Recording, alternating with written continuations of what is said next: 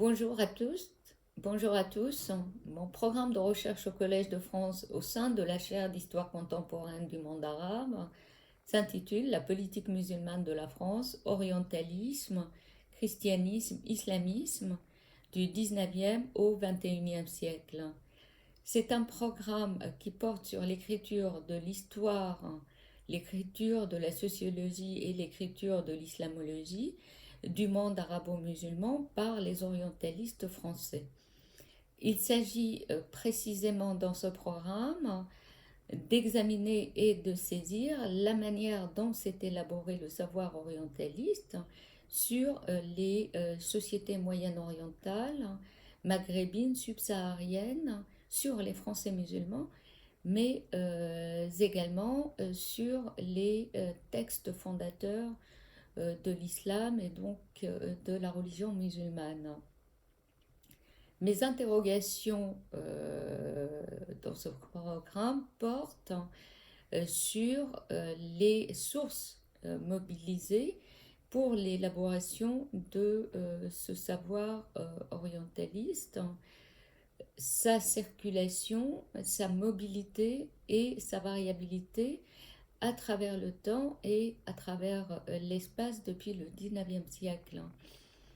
Le groupe d'orientalistes sur lequel je travaille depuis un certain nombre d'années maintenant et dont j'ai pu consulter les archives et lire une bonne partie de la production, sont tous issus ou étaient dans la sphère du Collège de France, ce qui, bien évidemment, n'est pas très étonnant dans la mesure où le Collège de France a été pionnier dans l'enseignement et la diffusion du savoir, notamment en sociologie et en histoire, sur les sociétés arabo-musulmanes. Donc les premières chaires dédiées à la sociologie ont vu le jour au Collège de France. Il s'agit de la chaire d'Alfred Le Châtelier, chaire de sociologie et sociographie musulmane, celle de Louis Massignon, chaire de sociologie musulmane, celle de Robert Montane, histoire de l'expansion de l'Occident, qui était en réalité une chaire d'histoire du temps présent, la chaire de Jacques Berck, chaire d'histoire sociale de l'islam contemporain, auquel j'ai ajouté Charles-André Julien, historien du Maghreb et candidat malheureux au Collège de France en 1937, et Vincent Monteil, ancien directeur du premier centre français d'études africaines. Ce groupe d'orientalistes a un certain nombre de points en commun, dont je peux citer un militantisme chrétien très fort et l'appartenance à des réseaux chrétiens très forts, hein, une collaboration très étroite sur le plan académique. L'autre point commun qu'on peut citer, c'est que la majorité d'entre eux ont joué le rôle d'experts auprès du gouvernement français et ont siégé dans un certain nombre d'institutions dédiées soit à l'élaboration, soit à la définition de la politique musulmane de la France en terre d'islam. L'un d'autres ont joué le rôle ont été fonctionnaires et ont eu à administrer effectivement les populations musulmanes en terre d'islam. C'est le cas de Jacques Berck.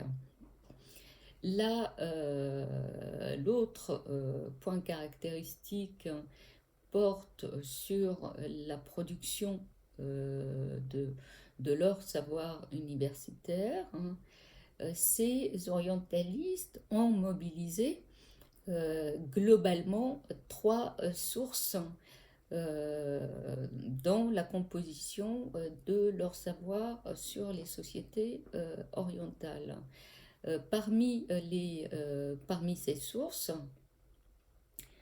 la première, c'est le savoir à la fois religieux et profane sur le dogme chrétien et sur l'évolution des sociétés chrétiennes en Occident, et, euh, et donc la transposition, ne serait-ce que par comparaison, d'un certain nombre de concepts et de notions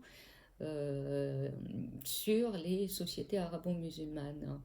Deuxième source mobilisée par ces orientalistes et, euh, le Turat arabo-musulman, qui, l'héritage arabo-musulman, qui est donc la production des savants du monde musulman. La production de savants qu'on peut dater du XIe siècle au XVIIe siècle. Parmi les auteurs mobilisés, parmi les savants et auteurs mobilisés par ce groupe d'orientalistes, on peut citer Al-Mawardi, on peut citer Ibn Khaldoun et on peut citer Al-Yusi également, dans la mesure où Al-Mawardi a été, savant du XIe siècle, a été mobilisé pour les concepts politiques et de gestion des empires musulmans. Pour Ibn Khaldoun, savant du XIVe siècle, il en est de même, il a été mobilisé pour les structures, pour l'histoire, hein, et pour également le savoir sur la gestion des empires musulmans. Elle lui aussi a par contre été utilisée pour les questions de droit, le savoir sur le droit, le savoir sur le dogme religieux lui-même et surtout le savoir sur le soufisme, dans la mesure où on cherchait bien évidemment à réformer l'islam français dans cette logique du soufisme musulman. J'ai pu montrer pour l'un d'entre eux, pour Ibn Khaldoun, cette mobilisation excessive depuis le 19e siècle. C'est l'auteur musulman qui a connu la plus grande projection des concepts et des théories des contemporains sur sa production. Je l'ai montré dans un texte qui va être publié très bientôt dans un livre en collaboration avec le professeur Henri Laurence et Régis Debray, et qui paraîtra aux éditions Gallimard. Le cas d'Ibn Khaldoun est assez révélateur, dans la mesure où les orientalistes, ou en tout cas les chercheurs qui travaillent sur le monde arabo-musulman, ont eu à le remobiliser depuis 2001. Parmi la mobilisation de son savoir, hein, le savoir sur les empires, en tout cas la notion d'empire, hein, qu'on retrouve dans un certain nombre d'écrits, notamment celle de pouvoir central et de périphérie dont on a entendu parler dernièrement, ne serait-ce que pour nous expliquer la violence inhérente aux banlieues musulmanes et aux banlieues occidentales habité par les musulmans euh, en Occident. Voilà, parmi ces exemples de transposition, l'autre est sa notion de asabiya qui sert aujourd'hui à nous expliquer le chaos en Irak et en Libye, dans la mesure où on retrouverait cette théorie du retour à l'état tribal et sauvage des sociétés une fois que le gouvernement central s'est effondré. Voilà parmi ces exemples de mobilisation du savoir oriental sur lui-même, utilisé encore de nos jours.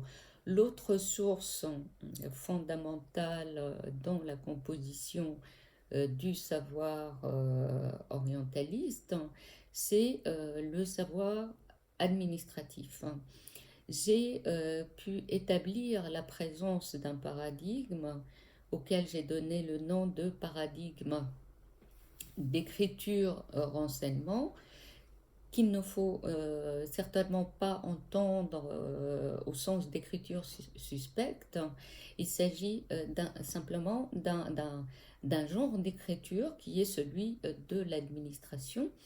Et dans la mesure où les orientalistes sur lesquels porte mon projet ont eu, de par leur statut d'expert ou de fonctionnaire expert auprès du gouvernement français pour tout ce qui était de la question des affaires musulmanes ou des questions musulmanes, ont eu à produire des rapports, des notes, des recommandations et ont eu également accès à un certain nombre de rapports d'écrits administratifs sur les populations de l'Empire et les populations musulmanes en France.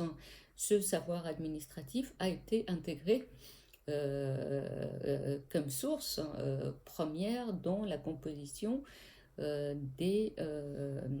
dans la composition de production scientifique.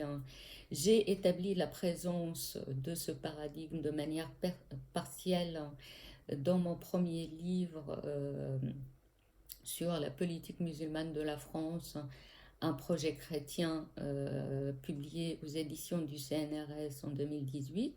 Je suis en train de l'établir de manière beaucoup plus formelle dans une biographie intellectuelle de Jacques Berg qui paraîtra aux éditions du CNRS en 2021. C'est à Berg que je suis, à Jacques Berg que je suis en train euh, de consacrer toute cette période de confinement. Et je vous dis à très bientôt au collège. Au revoir.